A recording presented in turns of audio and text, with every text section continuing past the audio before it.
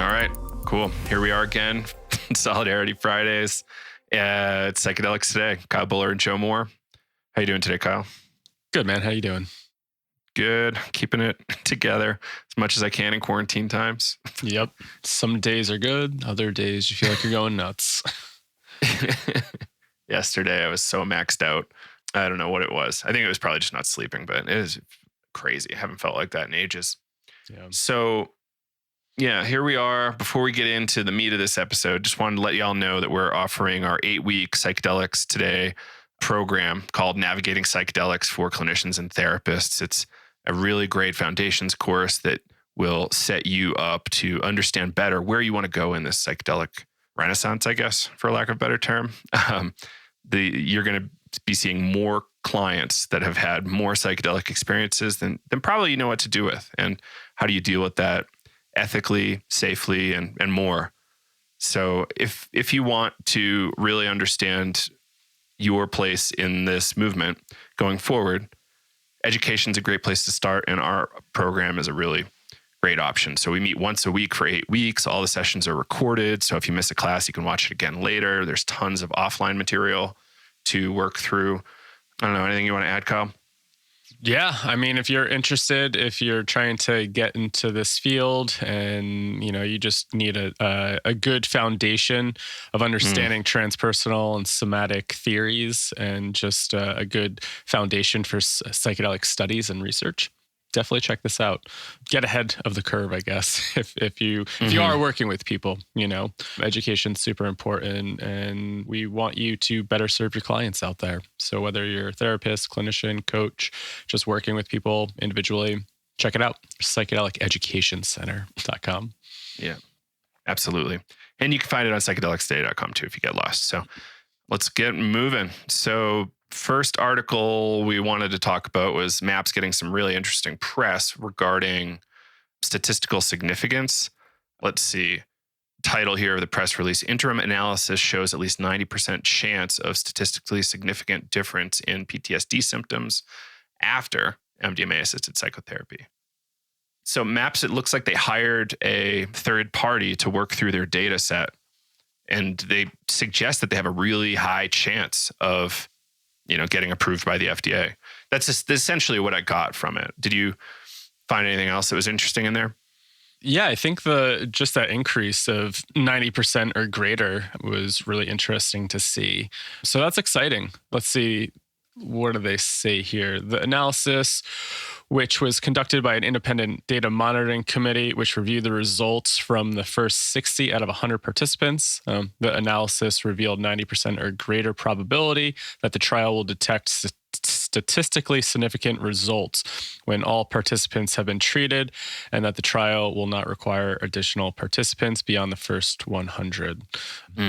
So yeah, I mean, I guess the way that I read that is like, almost everybody that has been through the trials and studies has, gained some sort of significant benefit from this treatment. Even though, you're looking at some of the other numbers where I forget what some of the other ones were, like 67% didn't meet PTSD criteria. It does seem like almost everybody that has been through this that they're looking at receives some significance from it. So that's pretty awesome. Yeah, it's a good indication, kind of new from the last bit of data that was released, that greater than 70% of patients at a year no longer score for having PTSD after working through this protocol. And doesn't mean that other people, even if they still score to have PTSD, aren't better off than they were before. It's just, they still might score for it. So that was interesting. And it's nice to just have more findings like this to better prove out that this stuff is useful. And hopefully we're able to use it for other indications too. Yeah. Sooner than later. Yeah. Once this stuff gets through. Yeah. It's tough to have to go through this ringer of approval and statistical validity and all that stuff, because a lot of us sense that this stuff should be accepted right now.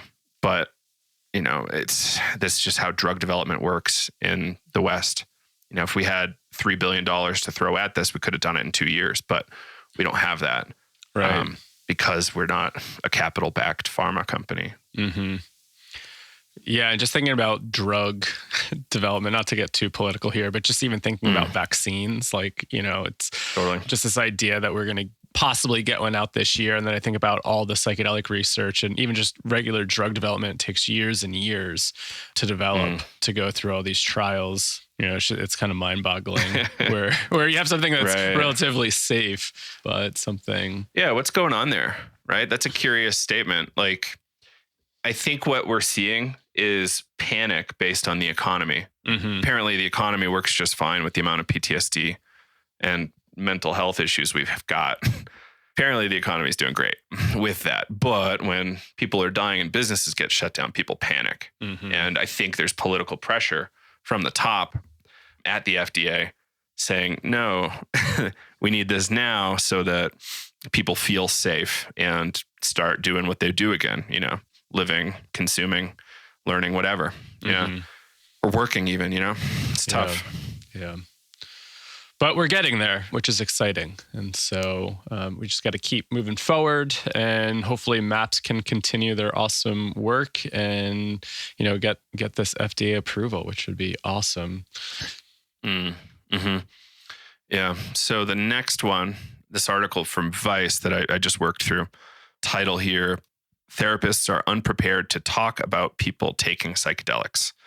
I liked the article enough. It was actually not with typical Vice flair, though it was kind of mainstream and establishment. So the article actually talks to Ingmar Gorman and Elizabeth Nielsen from Fluence. And do they have another group, or do they just operate under Fluence? They operate under Fluence now. They used to be part of the Center for Optimal Living with the Psychedelic Education Continuing Care Program. But now they're over at Fluence now. Right. Okay. So it actually talks to those two a few times. They talk to a few other therapists, and it was interesting. The first observation is that you come up to your therapist saying, hey, like, I'm reading all this great stuff. I read Michael Pollan. I think I want to go to Peru to drink ayahuasca, or Jamaica to eat mushrooms. What do you think? Even if you want to go to an underground guide domestically, you almost always get the same response. Like, I don't know what to do with that. And I caught some of your language the other day about like ethics. And like, what is ethics? Like, is ethics the abstract thing that we believe in as a culture and really like hold dear personally? Or is it outsourced to a licensing board? So like, there's this really like, are my ethics board people going to have a problem with what I'm doing? And there's a difference there, right? Like, sometimes it's ethical to save someone's life. Sometimes it puts your license at risk, and that could be called unethical. So it's, I'm not trying to say psychedelics will save somebody's lives, but what if you throw on a couple Band-Aids and do some first aid, even if you haven't had first aid training and they're about to bleed out? Right.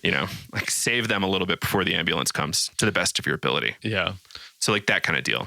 Go ahead, Kyle. I remember like when I was doing my ethics course and whatnot, like, something that really stood out was like, ethics aren't laws, right? They're kind of like, they're guidelines saying like what could be best practice. You could, if you have a good moral argument around why you did something like that, could be justified, right? And you get into that whole kind of ethical dilemma that really, I forget who brought up this, I don't know if it's a real thing or just a kind of like a problem to a thing to navigate. I don't know what I'm trying to say here, but about somebody whose wife is dying and a pharmacy has the medication, but it costs like X amount of money. The person can't afford it, but their family member's dying. The person breaks in to steal it to save their family member's life. And, did they break the law or did they do what was right? And is it right for this pharmacy or organization to put such a big price on it and not provide that medicine that would save somebody's life? So it's just one of these problems to work through. And I remember working through that as well. And like breaking, entering and stealing something is against the law, but to save somebody's life, I mean, I think there could be some sort of moral argument there as well, right? Yeah. Yeah, that was something, I think I was watching something like 60 Minutes a year ago, and it was like the medication from China was like $100 a month versus domestically $6,000 to $12,000 a month or something. And the woman's just like, I'm just going to die. It's fine. It's like, what the fuck? So there's these things out there, right? Like somebody wants iboga treatment, and it's just not attainable financially. But they're like, this might be the only way I get clean, though I might die from injecting any day now. I want to take this risk, or I don't want to take this risk. Mm-hmm. It's a really interesting discussion, and I'm not trying to say we have conclusions. It's just we should be asking more questions, really. Yeah, I think that's what it comes down to. Realistically, is just asking more questions around these certain situations. And I don't know, it's funny, like when we were talking about ethics with Brett, was that with Brett or, well, I guess it was with Eamon and Brett. Mm-hmm. But I kept going to my phone to try to look up that thing that Lenny was telling us about ethics. And I was going to read it while we were on the podcast, but I realized that it was just way too abstract to even say, because we had trouble trying to decipher what was really going on there. But just, I think Lenny's point was like ethics are just super complex, and it kind of comes back to philosophy in a sense, right? Just taking all these things into consideration and maybe trying to find some bit of truth behind that thing. Right. And Brett's point last week was there are people who this is their profession, ethicists. Right. So like we could reach out to them if we were trying to start an organization of some kind and wanted to be wildly ethical. Like we could have professional help on ethics. And, that's something to consider. Like there are professional philosophers out there that only study ethics too. Mm-hmm. So it depends on where you want to go, but there's a lot of room for protection there. So back to this integration article, Are Therapists Prepared for Psychedelics? There was some interesting discussion that I get their point, but I was a little kind of put off by it in that it just seemed not to really work well. So they wanted to really differentiate therapy from psychedelic integration work. And I'm not 100% sure that you can do that. Like therapists could do good integration work with minimal training, sometimes with no training, but some therapists will do harm with no training. So like, should there be some sort of regulated body managing integration specialists? I don't know. Is that what they were proposing in the article? I remember reading this article when it came out back in March. A little bit. Near the end, okay. There was some commentary around regulation of the field and, some sort of standardized training. So I don't really know how that's going to look. Like, I don't necessarily think one day of like 8 hours of training is really sufficient for this.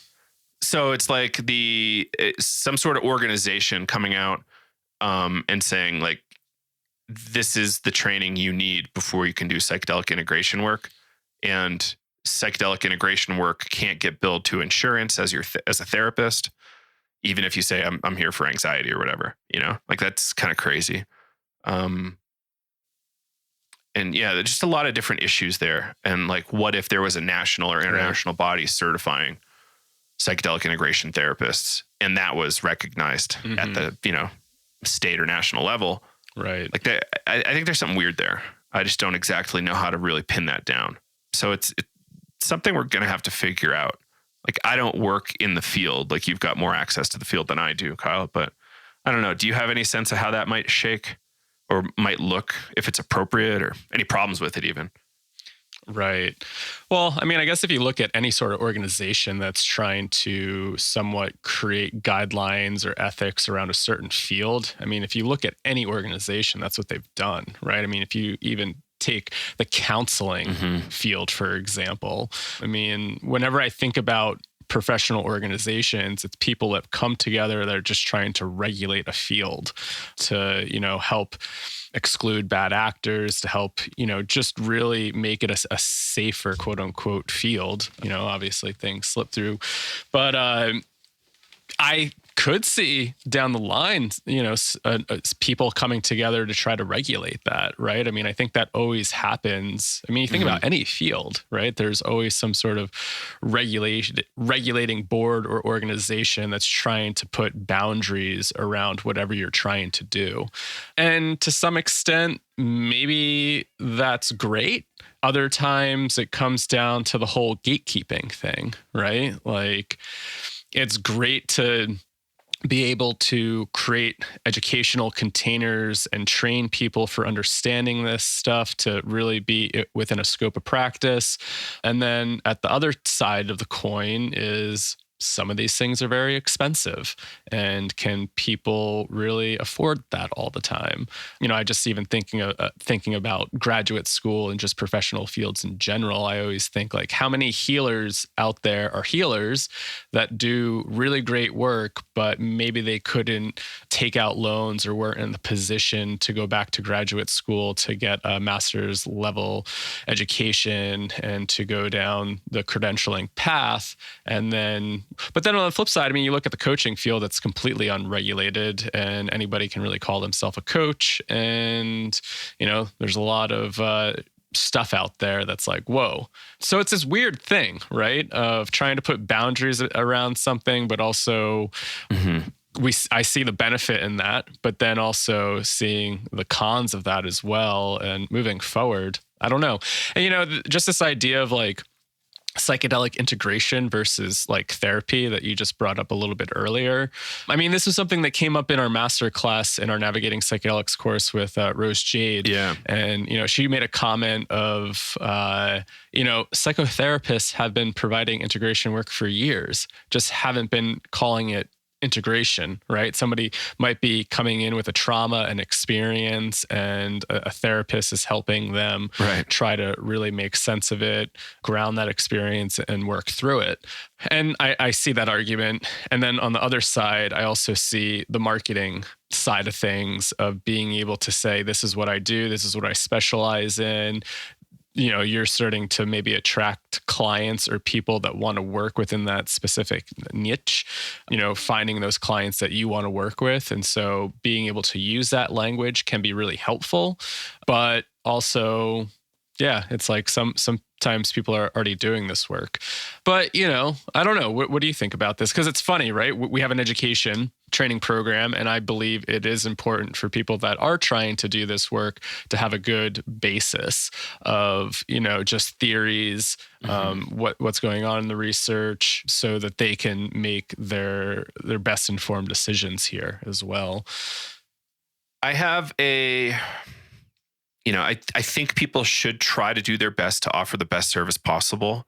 That said, there's always going to be those harmful folks out there that, think they're ordained by the sacred toad or whatever to, I'm perfect at this, I'm great at this, but they have no real reason to believe that.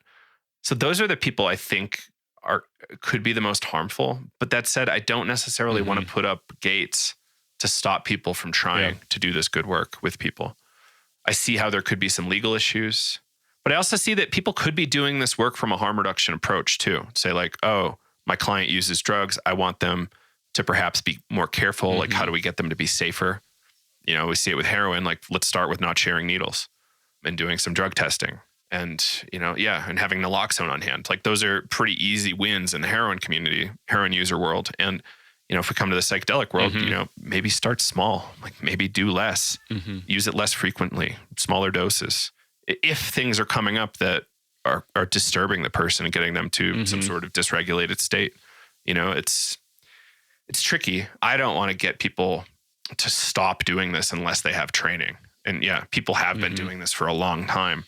In some cases, probably unknowingly. Like, you could easily lie to your therapist and say it was a dream, and a really disturbing dream. And, the therapist may or may not know what to do with that. If they got a CBT approach, it's like, I don't really know how CBT addresses dreams and dream issues. It's more like behavior, stimulus response stuff in the waking life. But, perhaps, I don't know that anybody would be purely CBT these days. They've got to have a little bit of an edge elsewhere.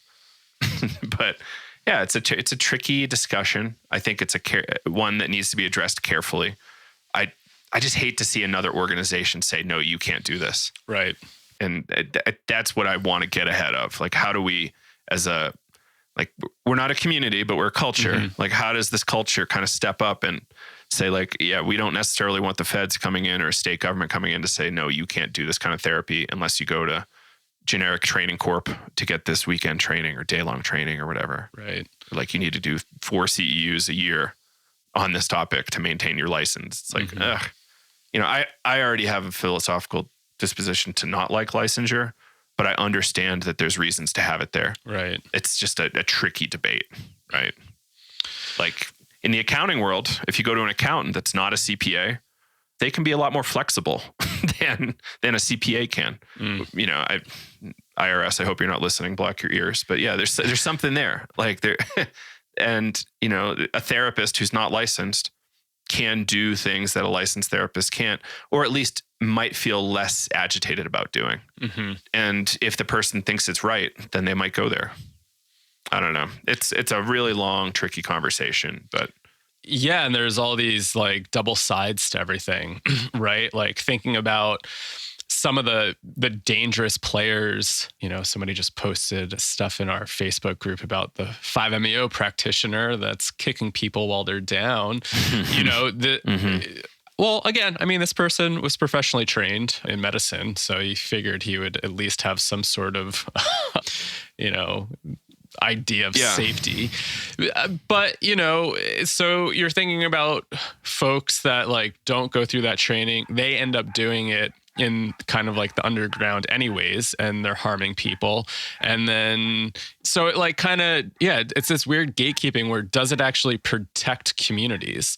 You know, and I think if we look at, you know, other fields and just, I think the really interesting thing about like COVID has been kind of maybe showing some of this stuff. So this might be a little out there, but maybe it's a good example.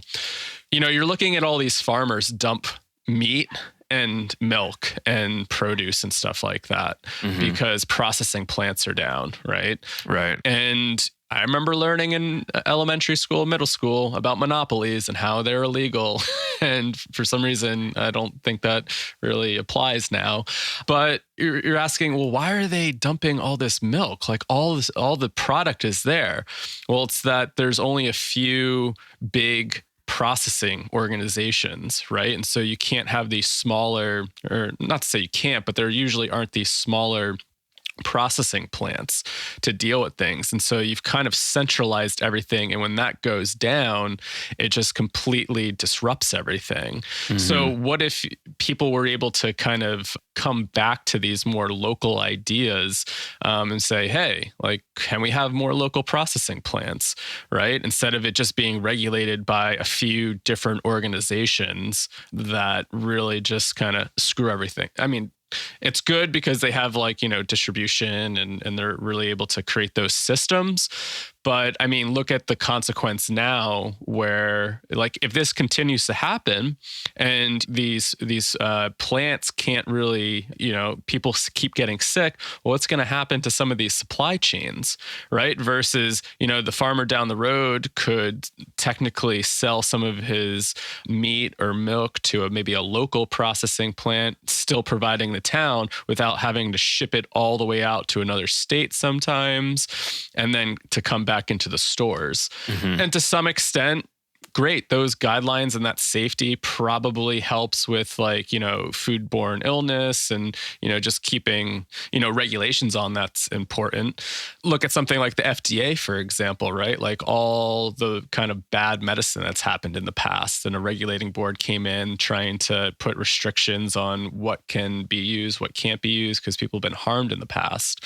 But now we're looking at, oh, here's some psychedelic medicines that have been used for a very long time.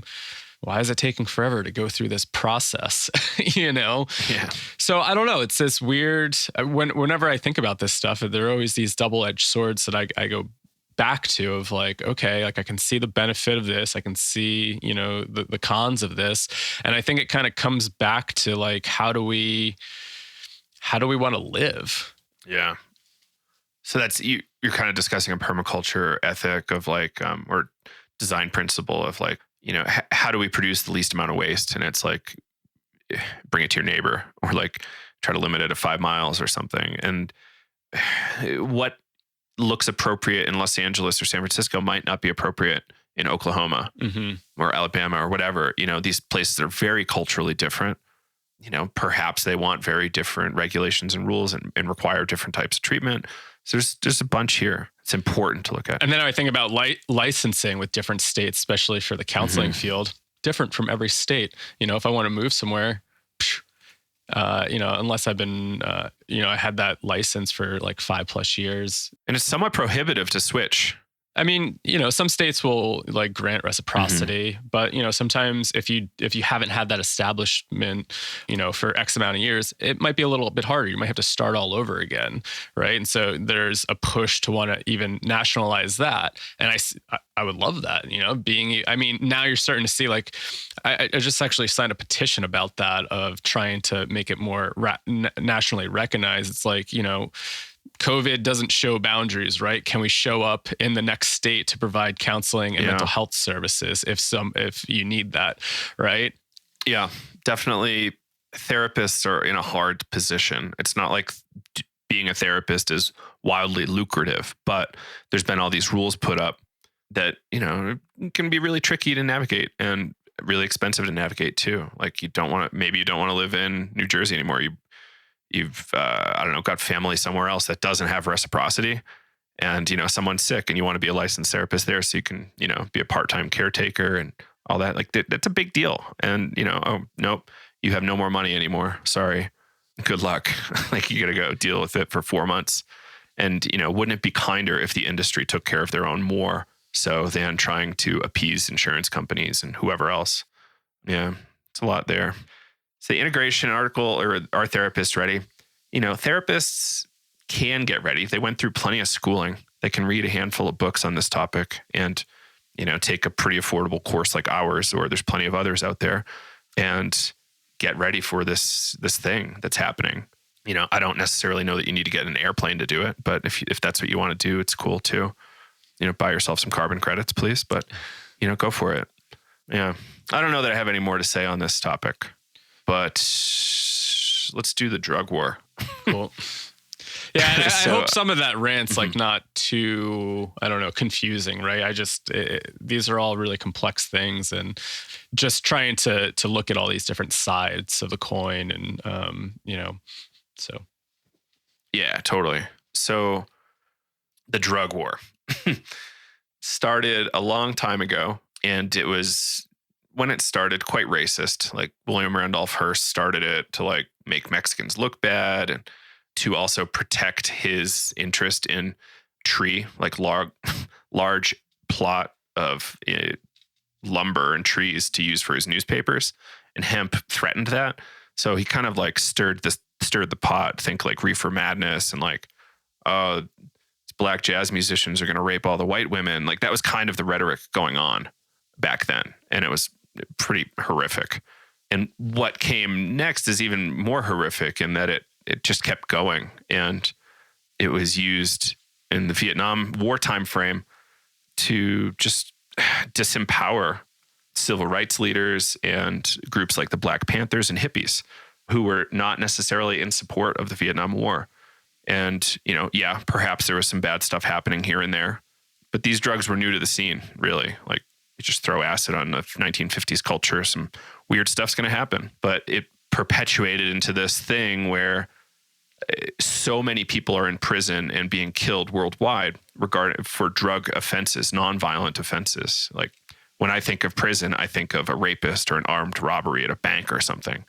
I don't necessarily think of this guy had a couple things of mushrooms or some cocaine in his pocket, therefore he deserves to go to jail for 20 years.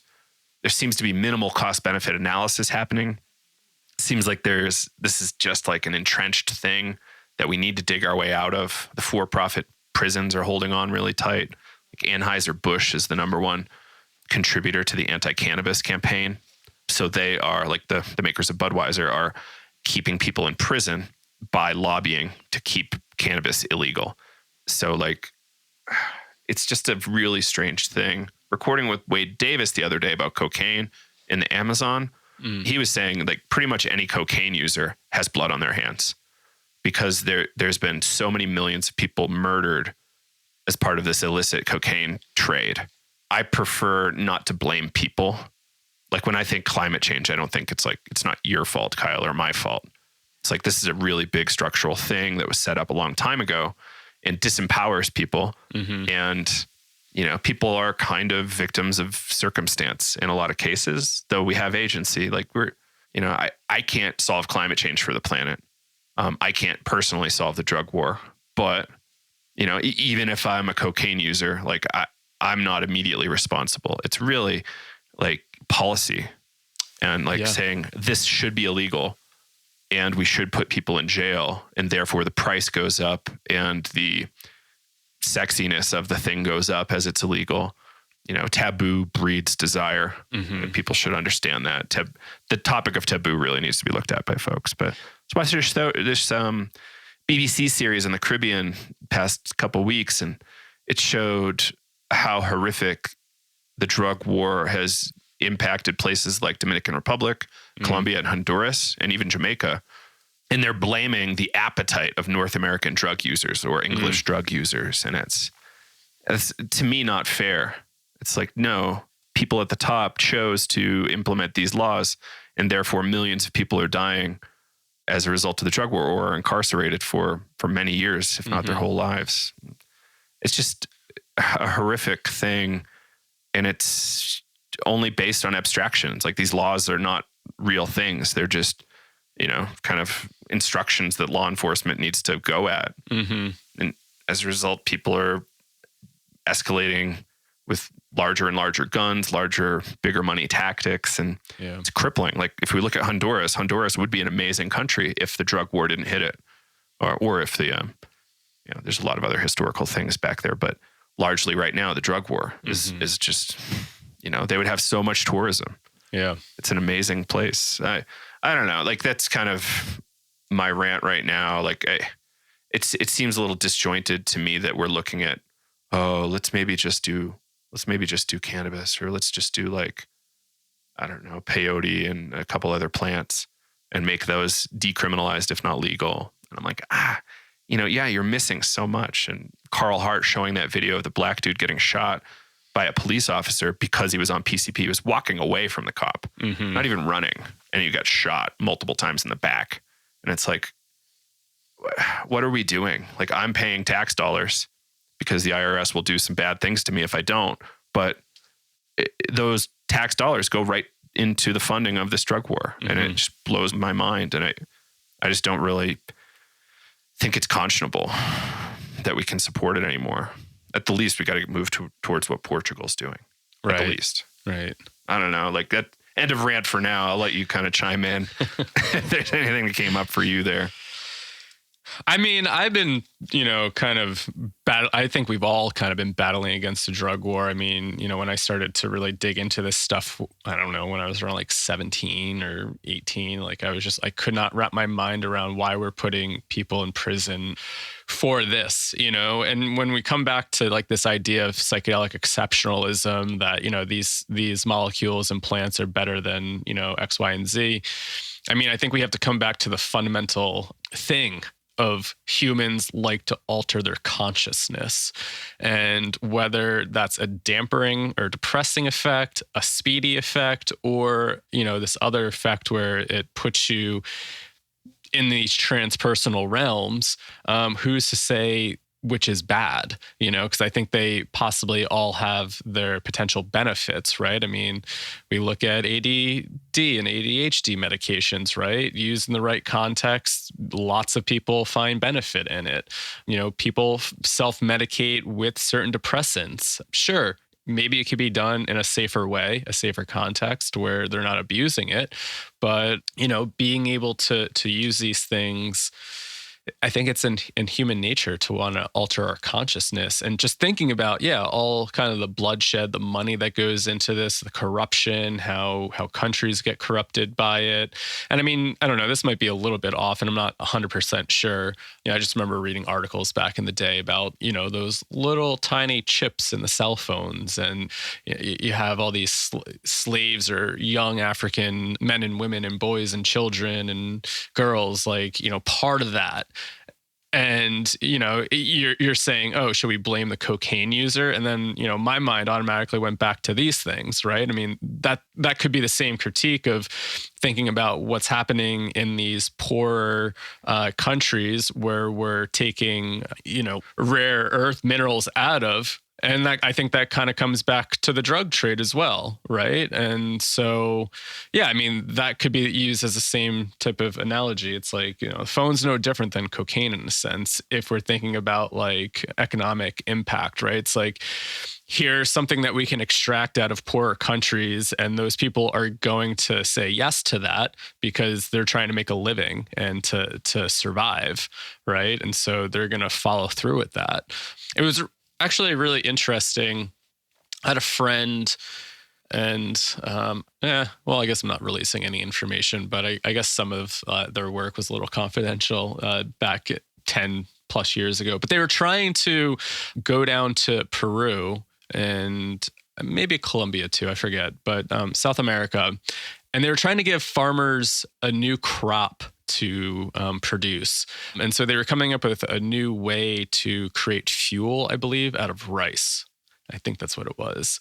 So, a lot of these poor farmers are growing coca, and because they can make a living off of it. But what if you could make a living off of producing another crop where, you could turn that into fuel and money, right? I mean, I think a lot of people get into that part is because a lot of people are living in poverty and they're trying to find their way out. So. Yeah. Like that brings up for me this idea of there's multiple forms of capital. Like, yes, we want to just produce a single crop so that we can enter this global trade where things are literally at a commodity at the global level. Like rice costs, oil costs negative amount of dollars on the global scale right now because it's a commodity. Like rice costs X amount. There's like even betting that happens, like futures and whatnot. But if we want to step outside of this kind of gross, like money equals capital system, there's a lot more here, like personal equity, self-development, travel. And this is a really big thing that communities like will have to transition to eventually. Like say, for example, cocaine becomes available in these kind of genetically engineered yeasts, and we're able to like grow it in any closet domestically here. Like what happens to those farmers? Those farmers then lose access to that capital, and they're not necessarily ready to transition to something else. And, in a lot of ways, like backing off from the global stage is really important, but there needs to be some engagement. Otherwise they can't necessarily afford life-saving medications and, doctors' time and all that kind of stuff. So it's a really, again, like all I like to talk about apparently is complicated stuff. It's hard math. But how do we do that skillfully? Or is it worth those farmers losing that revenue if so many millions of people will no longer be murdered or incarcerated? And the gangs can kind of slow down and stop affording as many weapons and all that. Yeah, and just thinking about communities being impacted, and to, I guess, bring it back to something psychedelic related, is like, I wonder how some of these retreat centers in, say, Peru, like Shipibo communities might be getting impacted, where you had a lot of traffic down there. And what is, COVID, how is COVID going to impact like the global economy on that sense, and impact these smaller communities that were possibly thriving? And then all of a sudden, tourism stops. And then how are they going to transition? I mean, I'm only speculating. I've never been down there. I don't know what's going on down there right now. But, that's something I think about often with that tourism piece. It's like here, Iquitos is, really kind of the hub of ayahuasca tourism. Well, what is that going to happen if, international travel really goes down, right? And so those people aren't catering to wealthy people, but what is going to happen to their community then? Are they going to need a transition? I mean, again, we don't know. Maybe international travel resumes pretty quickly and we get this under wraps and nothing happens. And but yeah, things to think about. Yeah, it's a really big topic. And should people be going to jail for being underground therapists? Probably not, unless they're really bad and, punching people and when they're tripping, or tasing them when they're tripping, or, doing other stuff that's really awful as well. I don't think it's the act of trying to be of service. It's more the act of like, dominating in violence and just doing gross stuff. Yeah. So that's the drug war rant. This BBC show just kept over and over saying this. It's because of the appetite of these people. And, prohibition has never worked. Like all of this drug war harm is coming from, Nixon era drug war laws. And it's absolutely barbaric. I just, I mean, what would it look like if we were able to produce that stuff here and there wasn't all this, it was just more accessible? I mean, I think we have to look at precipitously drops the price. And therefore the lucrative activity that's gang related or organized crime related. Right. But I don't know. I guess you've pointed out that the black market still kind of is a thing in Colorado, right? For at least cannabis. Oh, totally. In the cannabis world. Yeah. Like the taxation has created black markets or allowed black markets to continue. That said, they're not making as much money as they used to. They've had to drop their prices a lot. Like technology and technique have come a long way in the last 10 years. And like I think we're seeing less and less growers, but they still exist. I'll admit to it. Like I know a couple of these folks and I really do like their product. And, I typically prefer to buy like, kind of store-bought genericized edibles, but whole plant edibles that aren't like, just specifically THC. I kind of like that. I think it feels different. It's not as intense at times. And I have the bias that I think there's some helpful molecules in there that just beyond THC.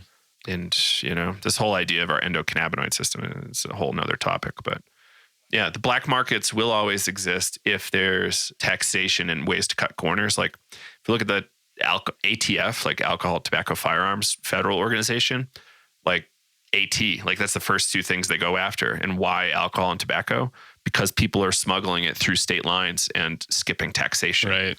So there had to be this new organization spun up to assist the IRS in tax collection and enforcement. And, in some cases, licensure too. Like some of this moonshine is really dangerous to folks at times. But on the other hand, prohibition from alcohol way back, like the federal government literally added poison to alcohol to disincentivize people from drinking. Right. It didn't work. Yeah. People died, but it didn't work. Same thing with our drug war now. And why didn't we learn? Yeah. It's people are shaded by emotion and aren't really looking deeply into it. That's why, like, read this book, Narconomics, people, if you want to dig deeper into this. An economist's take on drug war and like what might look like a more effective drug war if we take a look by the numbers. Really important. Yeah, cool. Where to from here? Yeah, I don't know. It's been really interesting, like our conversation. I mean, even with the drug war, thinking about like regulation, thinking about like legalization. Then we're talking about like gatekeepers within the therapy world and just organizations in general. And something that popped up, I just wrote down, and this might be kind of random, but just kind of coming back to that idea of like training and, just thinking about like people making moonshine, right? And somebody gets like, I mean, it's great that there's producers that can really, that mitigates that risk. But something else that came up when I was thinking about all this stuff was, we could look at something like our breathwork training, right? Would you... for somebody to go practice breath work, for example, do they need education and training? Or could somebody do it once and say that they felt like they've became an expert in it because they had like a big experience and now they feel like that they don't need any training and they can just go provide that because they felt like they got a lot out of it? It's really tricky. Yeah. And then, so like, if we even wanted to regulate it, who should be the organization regulating it? It's so hard to say. This is a thing that's been around for so long. Like holotropic breathwork and rebirthing breathwork from Leonard Orr are new, really, even though they're decades old. Like Kundalini yoga, various shamanic practices, etc. Like there's so much breathing in these things that, who has the right, or does anybody have the right? Yeah. And maybe if people are getting hurt all the time, but, even then, I don't know. Tricky. Yeah. I definitely see the benefit of being able to train with somebody for 2+ years to really understand all the nuances and complexities, and to have, teachers there to guide you through things that like when tricky situations come up. I don't know if I would have been ready after a few experiences, but I know some people, maybe they're a little bit more bullish and confident, and they're like, all right, yeah, I can do this. But I mean, I guess there is a board or an organization of like breathwork practitioners that have tried to put out, what is that, like the International Board of Breathwork? I forget what the organization is called, but I don't really know what they do. It's not like, I don't think they're coming after anybody that's doing any sort of breath work that hasn't been trained, saying you can't do this, right? It does sound like people are respecting all the kind of individual takes and modifications and saying like, okay, that's your thing. And that's that. Yeah. And I mean, even if you look at the somatic field, for example, and this is one of the critiques from one of my advisors about the somatic field. And I was like, sounds a lot like some other fields I know too. But, you have these core groups that got started, and then everybody kind of branched off and started doing their own thing, right? So, I mean, if we look at something like holotropic breathwork, Stan and Christina created, how many people branched off to do their own type of thing outside of GTT? Quite a few people that really branched off, and there's no overarching governing board saying, hey, you didn't go through this training, you can't do this. Right. I mean, to some extent, they went through somebody's training, but there's no huge mega board that's really trying to, take hold over every breathwork practitioner out there.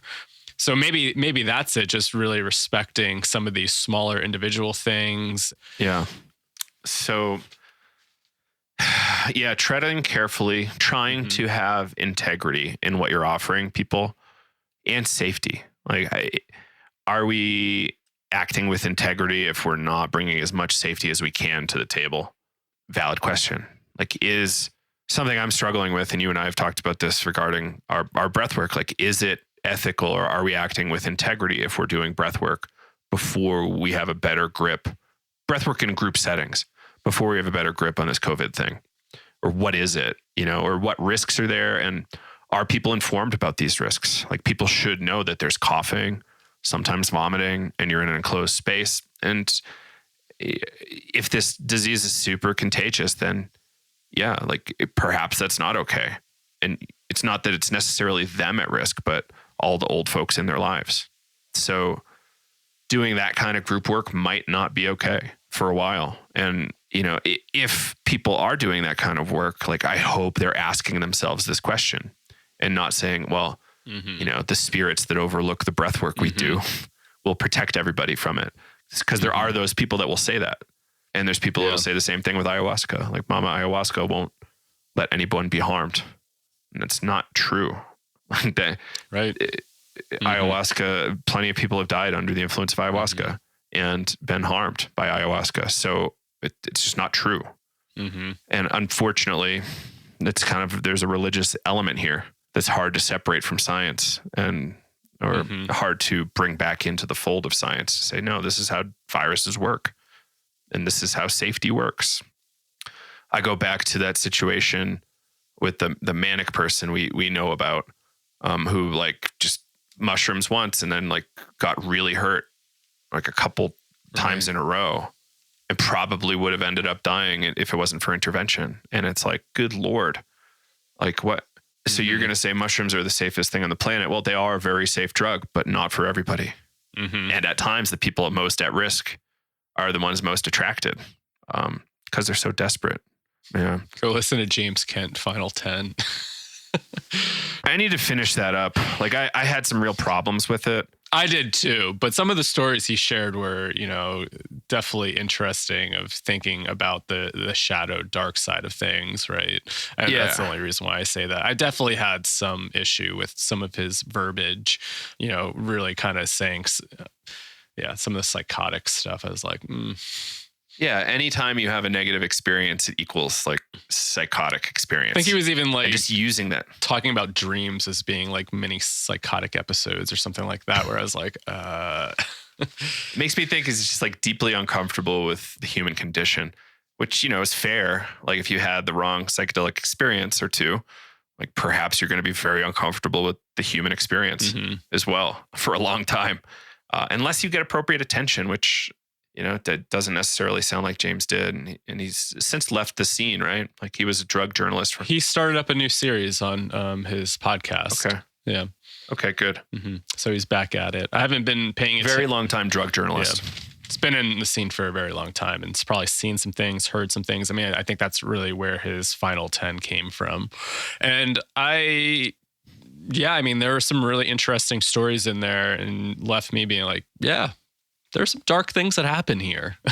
And yeah, it's not all like kind of religious and spiritual and higher love and power. Like there's some darkness there as well.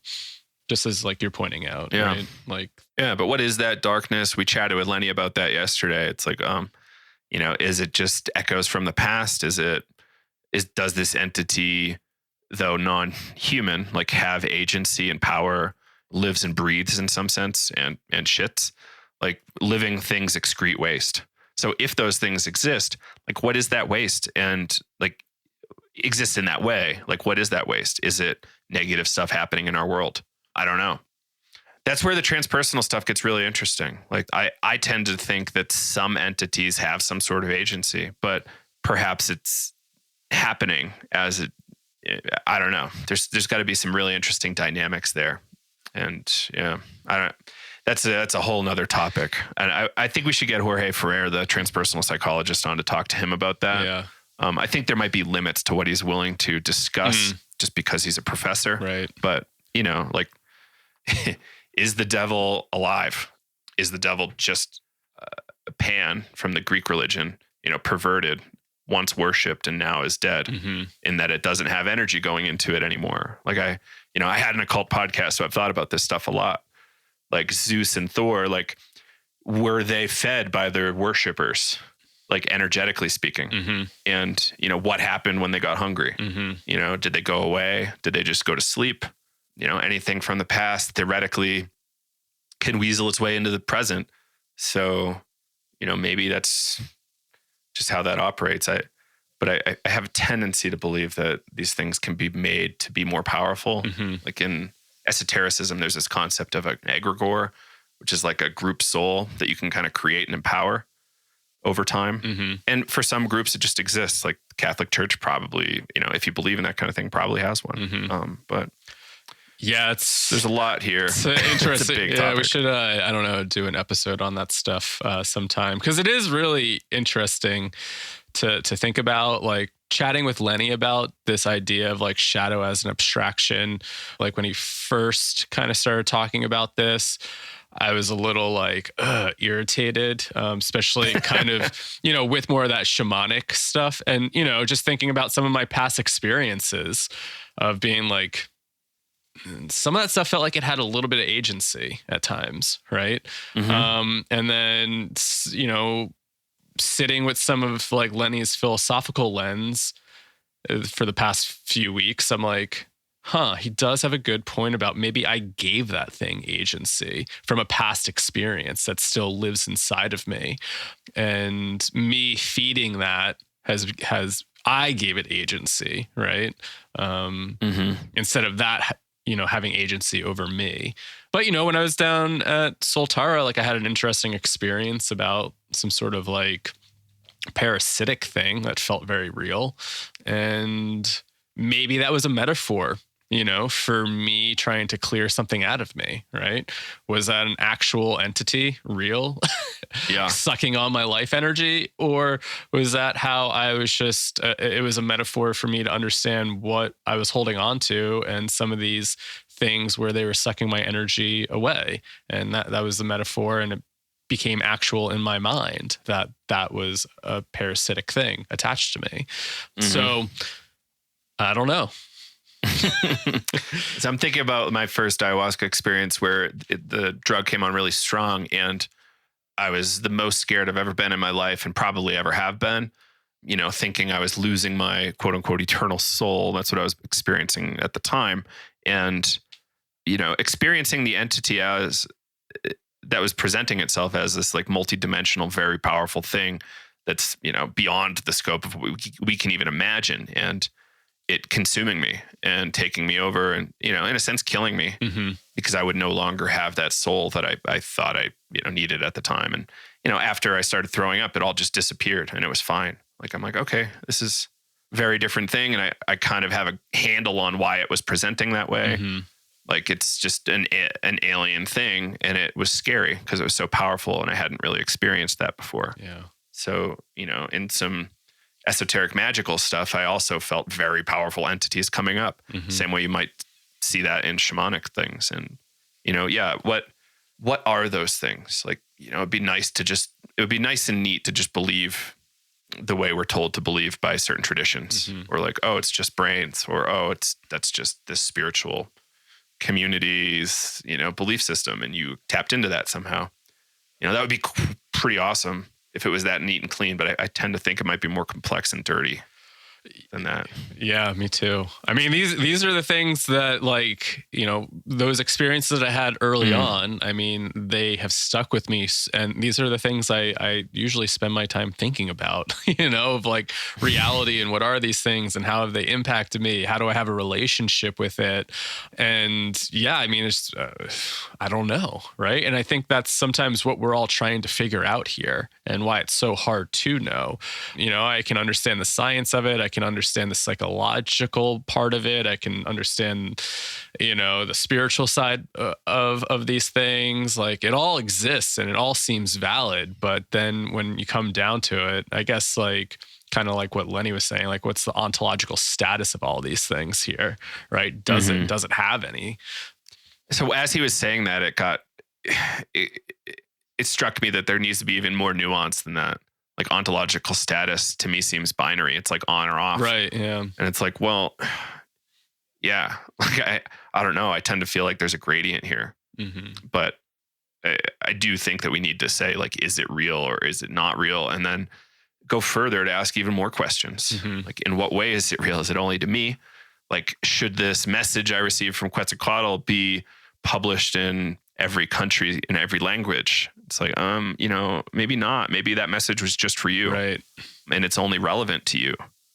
Yeah. And I think, something that I come back to and just thinking about that first experience I had with psilocybin when I was 19 and, sharing that experience of like that entity encounter of like, I always think like that felt more real than real. And like, I got so caught up with trying to prove whether this thing was real or not real. And I remember writing in a paper years ago that about integration of, I almost don't care if it's real or not real. How is it affecting my life? And when I think about what's real, it had a real impact on me physiologically.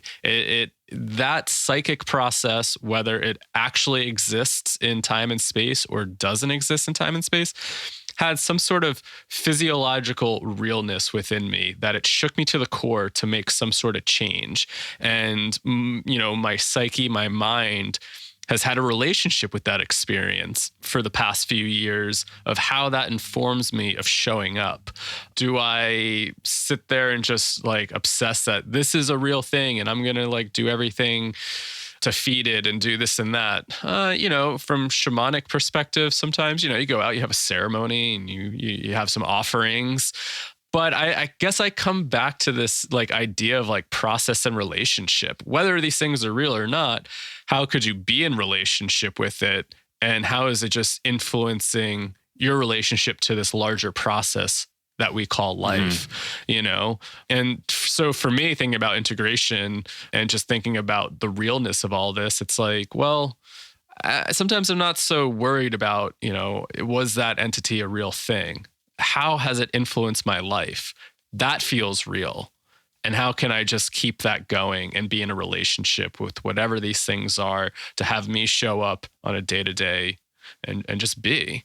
So I get a little sometimes like caught up in that, I need to figure it out. And then there's other days where I'm like, you know what? Doesn't really matter. I don't care if it's real or not real. It had a real impact on my life and brought me here. And that's all that matters to me is like, Right. Like, I think it's helpful though to struggle with it. Yeah, totally. It's coming back to this whole integration topic of like, what should we really be doing with this material? And like thing that most therapists might want to do is like, how do we get them to better right away, when perhaps it's most helpful for the person to, somewhat personally struggle with the material for a while. Mm-hmm. Like I've had a lot of long-term struggles, and I'm thankful for that at this point. Mm-hmm. Like my 20s might have been a lot easier if I didn't have that, and most of my 30s too. But it's kind of very helpful that I sat with this shit for so long. Yeah. Yeah. And yeah, the what are these entities and what are their impact? I think you're pretty right, but it's also like, how do we long-term stick with that? Mm-hmm. And so the phenomena that people will say prove it, quote unquote, is shared experiences. Right. So like, okay, we all three of us saw that red mesh emanating from, entity Y or whatever at our 3 minutes and 21 seconds into the experience. So like, doesn't necessarily prove the existence of it. It proves that there was a phenomena experienced. Mm-hmm. And these stories come up pretty regularly, which is why I raise it. It's like, you had a shared psychedelic thing, or you all thought you were doing the ESP thing on acid, which is a pretty regular thing that people say, or mushrooms. But that's great. But are you going? Perhaps this is the trick. Like, to what degree is it helpful or harmful to your life? Mm-hmm. Yeah. Is it taking over your life, like Fox Mulder running around trying to solve all the X-Files? Mm-hmm. And figure out where his sister went or something, like it's great that he's trying to find his sister, but it's essentially taken over and ruined any prospect of living a life that seems reasonable to live. Totally. Yeah. Like that's the obsession versus, practical balance, Mm-hmm. like chop wood, carry water thing. Yeah. Yeah. And that's where I come back to this idea of like, I guess to use the white-heady and stuff, like process and relationship. It's like, Mm-hmm. how are you in relationship to that process?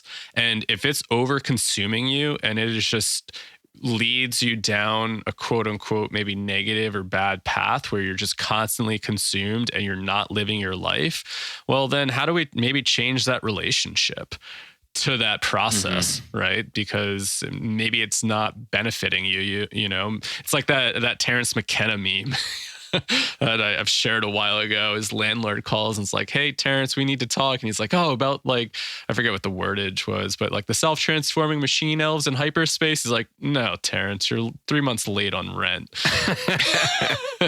And, maybe if you're getting too caught up on that, then, to function, maybe that's not healthy.